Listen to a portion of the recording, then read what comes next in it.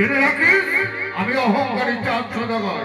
শুধু একটিবারের জন্য যদি তোকে আমি আমার হাতের মুঠে পেতাম তাহলে দু হাত দিয়ে ধরে ধরে মস্তকটাকে চিহ্ন করে ওটাকে আমি সাগরের জলে নিক্ষেপ করে দিতাম।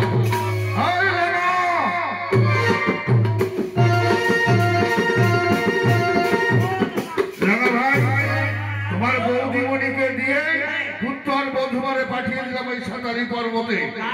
রাত্রি এখন দ্বিতীয় প্রহর, এই দ্বিতীয় প্রহর রাত্রিতে আমাদেরকে খুব সাবধানে থাকতে হবে।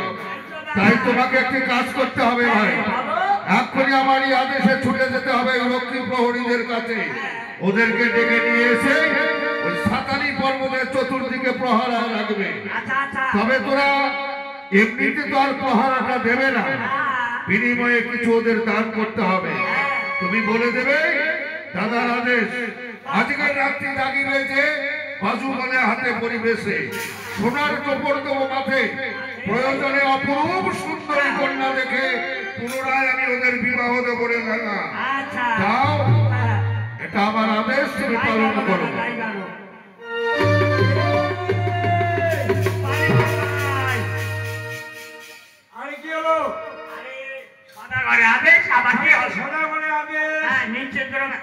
সাঁতার পর্বতে গিয়ে লক্ষিন্দরের জন্য তাই পোড়াতে পাহাড় দিতে হবে। সাঁতারি পর্বতে ঠিক আছে, কোনো বিল্লবা নয়, কোনো চিন্তা করো না।